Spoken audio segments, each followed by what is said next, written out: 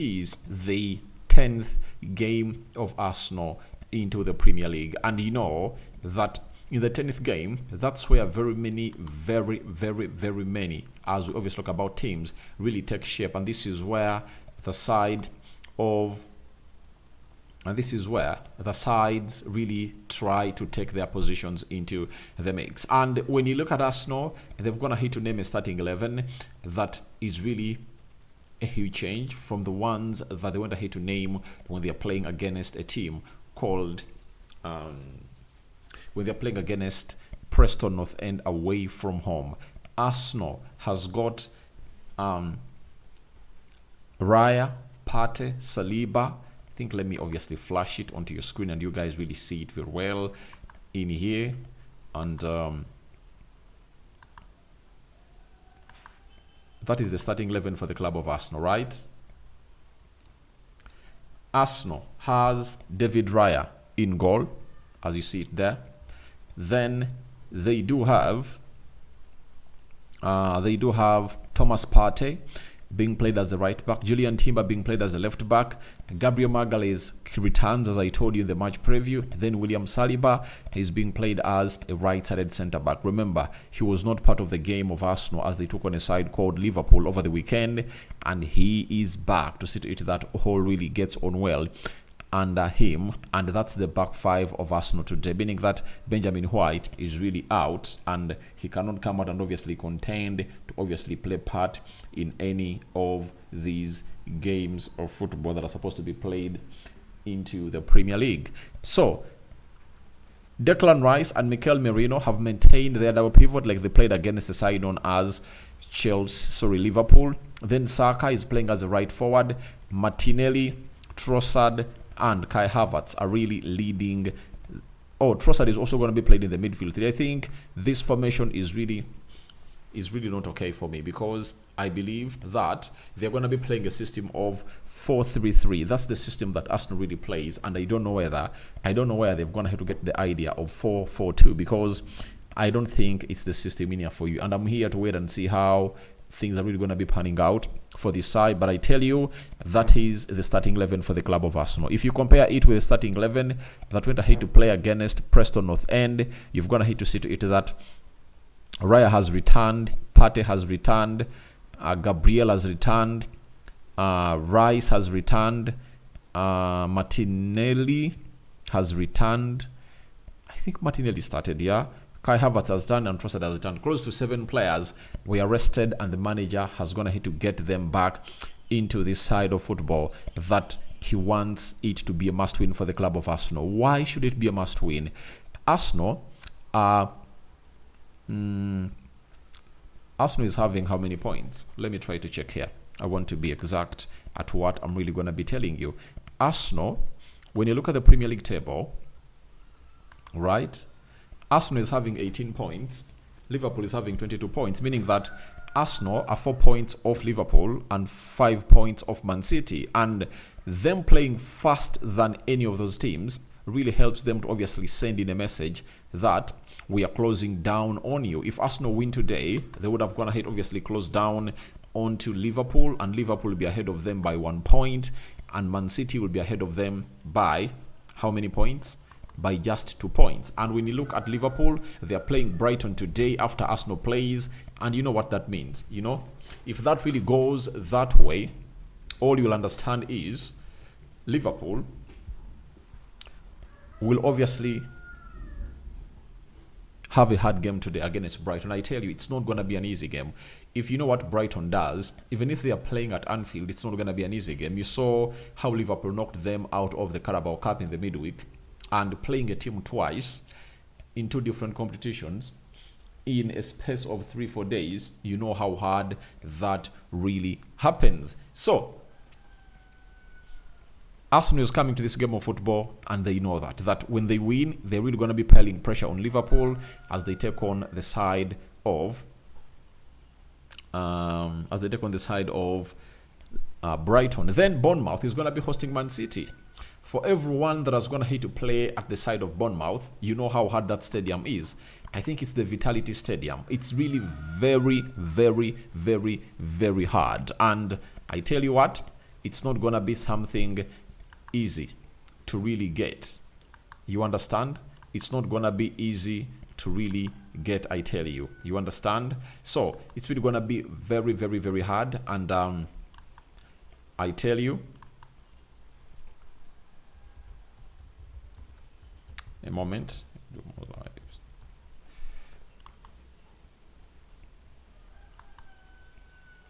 So as it stands, all is really gonna be okay, and you people are really gonna be giving us the vibes. And for the side of Man City, Bournemouth, you know, Bournemouth beat Arsenal 2-0. Red card given to William Saliba. That saw him miss out of the game of Liverpool. But all in all, it has come out, obviously, see to it that Man City is really going to be playing against them. So it's really going to be a huge game for the club of Arsenal, though it's not hard for them. But I see a 3-2 win for the club of Arsenal. Did I predict 3-2, 3-1? You get? But we all know to it that when Arsenal is playing away at home, they tend to keep clean sheets. And today, Newcastle really has a very good attacking line, as you see it there, being led by Alexandra Isak, then Joe Wellington and Anthony Gordon. You understand? So that is how the manager is going to obviously name his starting 11. But I think these Google people are really having problems. Joe Wellington is supposed to be playing here, and I think Joe Willock is going to be playing here, all here.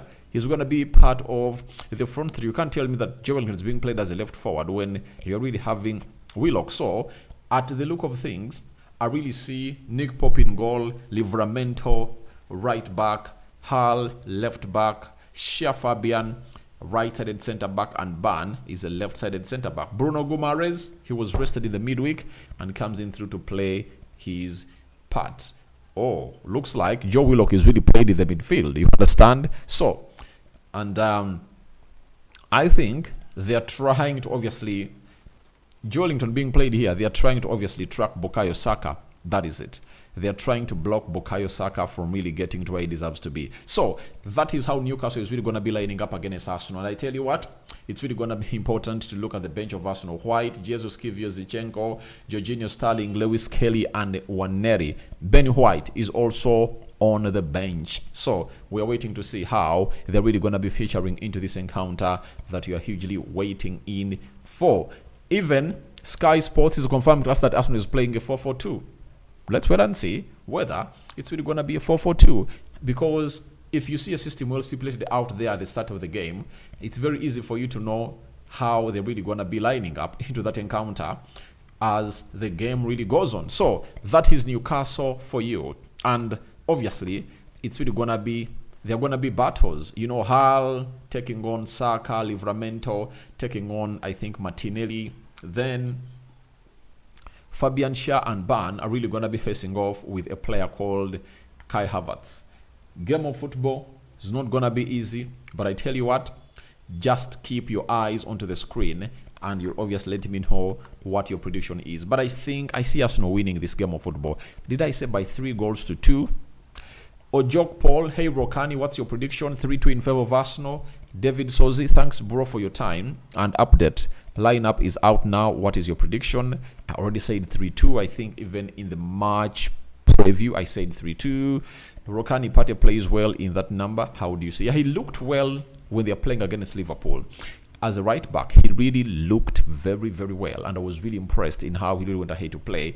And for me, he was the man of the match. Though I never came up to obviously do what we call the player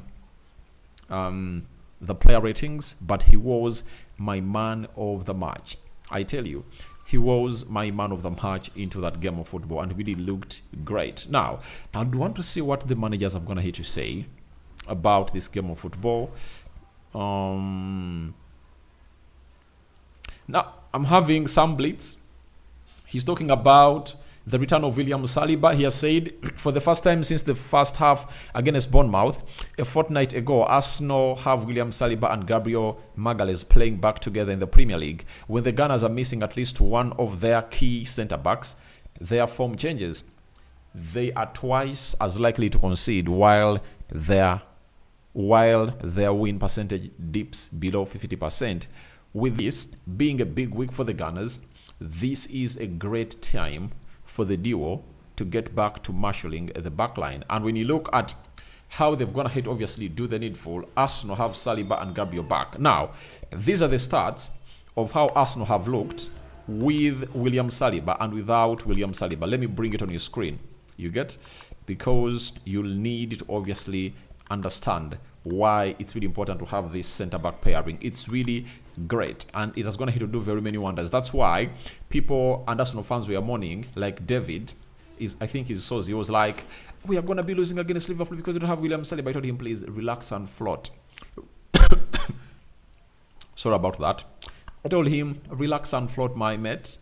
Arsenal will do the needful to obviously get points from this game of football. And he really told me that I called a draw, and it was a perfect prediction on the day. So that's how Arsenal really went ahead to look. And let me show you how Arsenal have gone ahead to look. You get?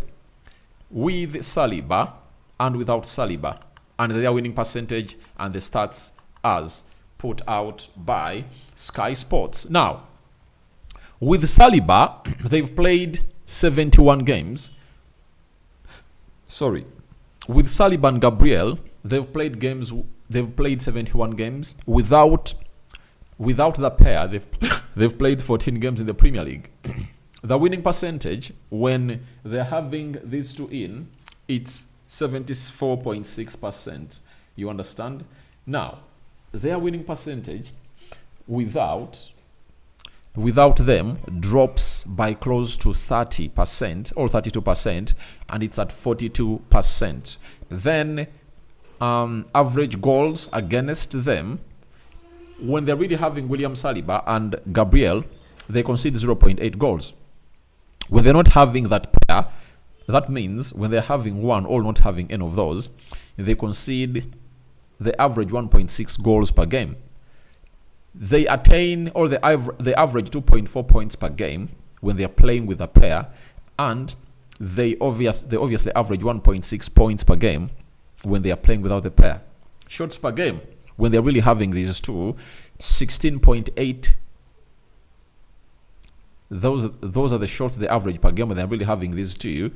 And shots per game when they're really out, or they're only having one, that is 13.4, meaning that when they're having Saliba and Gabriel, they obviously play what we call a high line. And in that high line, they really create moments of magic. But the game of football has gone ahead to kickstart in here for you. Saka finding Havertz. Havertz does a return pass to you. Bukayo Saka. It's really blocked well. And it's all about Julian Timber into the mix. Nice ball into for Timber. Timber tries to obviously make it around. Havertz controls it. Passes it to find Merino. Merino finds Partey. Partey finds Saka. Arsenal trying to go in for an early cracker. Saka trying to cook something here. Roast players left, right, and center. And this is Declan Rice to find Thomas Partey. Thomas Partey plays the ball to find Saka. It's lost. And guys, it's just 1 minute in, but Arsenal are really putting in a very, very, very, very hungry fluidity into the final third of Newcastle. I'm having Mozora Eli 4-1 for Arsenal, all right. Kelepo Ben, my prediction is 3-1 to Arsenal, all right. Nyabongo, Mr. Aradi, I'm watching from Bukoman Simbi, and the system means Arsenal is going to play attacking football each minute. Yeah, Arsenal is attacking now. Leandro Trossard drops deep in the midfield. He releases Martinelli, tries to shoot. Obviously, very selfish, but I think the best option or the best plan for him, he would have gone ahead to go for the pass. And there's been a very good interception from Declan Rice. And for everyone who has been like, Declan Rice cannot play as a CDM, this is what Declan Rice is doing right now. It's what he's really doing right now. And Arsenal are really passing through that midfield of Newcastle like a hot knife through butter. And I'm really shocked how he's really playing Joelinton on the left and Willock in the midfield. The game plan of Eddie Howe will have to change. However much he's having Longstaff, he's having Bruno Guimaraes in that midfield, I think Joelinton deserves to come up and obviously be played into that position. Saka, free kick. It's a free kick. So, the game of football is on. It's just 3 minutes played so far. And Arsenal, we are really cruising. and you're really going to be getting the best out of this game. And they're really playing what we call a high press. So Arsenal is playing a high press. You know, they are pressing as a team, and they're like, Newcastle, however much you are home, the last time we played you, you people rigged us. You combined with VAR and obviously rigged us off 3 points. And now you are really going to understand why we are that side. So let's wait and see. Gabriel Magalhaes. This is Timber inverting goal in the midfield. He lost possession, but it finds Gabriel Magalhaes in the central defense, and they're really playing some good football as Arsenal. You know, Declan Rice against Liverpool, he really played well in that CDM position. You understand? He looked super good. He looked super good. He looked super good. So guys, smash the like button, comment and share. If you're watching us for the very first time, endeavor to subscribe to this channel so as not to miss out on stories that we do upload in here on a daily. And here we come. This is Joe Willock finding what a defensive block put in by Gabriel Magalhaes. And this is why Gabriel Magalhaes is obviously wanted at Arsenal. You know, Joe Willock was trying to penalize his former team, but guess what? It never really came to pass. Joe Willock. Corner. First corner for the game. First corner of the game. It has gone to the side of Newcastle. Dan, Ban, Joelinton, Alexander Isak, towering lads of Newcastle, trying to make movement. It's Anthony Gordon, delivery in, headed out by Kai Havertz. So, Saka brought down, and the referee blows the whistle. It's a foul. Guys, Saka is in fine form. Saka is in fine form. And I tell you, if he really takes Arsenal to the Champions League glory, I tell you, he'll be one of the Ballon d'Or contenders. That is it. All Saka has to do, all what Arsenal has to do for him is go ahead and really put in the Rokani shift altogether, and the rest will be history. Win the Champions League, you'll win the Ballon d'Or. That is it. So, thank you very much for watching through. And continue to obviously subscribe, because we need you guys here. Free kick. It's David Raya. He goes long, trying to scan for Kai Havertz. Kai Havertz hits the ball in the Trossard area. Trossard goes in for a shot. Very bad shot. It is Mikel Merino. He was trying to shoot from the right half space of the pitch, but it's now a goal kick for Newcastle. Nick Pope. Merino is enjoying some good game, and I was really shocked when some people said he really had a very bad debut and he looked bad, and I was like, what do people calling a player looking bad? For me, the eye test, he passed it in his first games, and he's really looking unstoppable. And Mikel and Arteta shows you why he brought him in. He had a plan to obviously have him on as a manager into his team, and he's obviously trying to see to it that that plan really comes to pass. Now it's Bruno Guimaraes. Obviously he goes ahead to find Ban, and obviously it's Willock, pass blocked by Gabriel Magalhaes, and it's Martinelli. Trossard brought down. They are fouling everything, and you know, if you let Arsenal really hit you on the break, they're really having some good quality players that can really send you to a beating. So you just cannot come and really allow them to do that. And obviously Ban was like, Trossard, you are going nowhere. Remember, he's fresh in the midweek. He never played. He has rested for some good days, and his batteries are fully recharged. Gabriel Magalhaes goes long. Arsenal wins possession. Merino Mikel. Trossard tries to put in a pass. It's well blocked by Livramento. But Arsenal really pressing to the fullest. Trossard. It's a corner. And you know how Arsenal goes ahead to obviously behave in corners. They are the set piece kings. And their darts, that are going to be really proclaimed against them, alleged against them, that they use them to obviously cause their opponents and see to it the opponents really lose. That's what Arsenal fans have always going to hate to say. And we are here to wait and see. Arsenal last season scored 19 goals from set pieces. Let's see how they really act today. It's Declan Rice to deliver that teasing ball into the mixer. Saliba and Gabriel Magalhaes are the men to watch. Declan Rice goes. Goalkeeper fists it out of the goal area. Gabriel Magalhaes fouls. And it's him really trying to really stop that access. Ezora Aradi, watching you from Nigeria, wishing Arsenal a great victory. All right. Alexandra Isak passes that ball to find Declan Rice. Declan Rice did a very good interception. Arsenal relaunched the attack. Saliba to Rice. Rice finds who? Julian Timber. Timber passes it back to find Saka. Saka to Partey. Long ball. Switch of play to the left. And Timber's been brought down by Anthony Gordon. The game of football is really enticing. The intensity is really high. And these early Kickstarter games are really hard. So we are waiting to see how everything is really going to be panning out into the mix. This is Rokani David. On to the Rokani Media Football.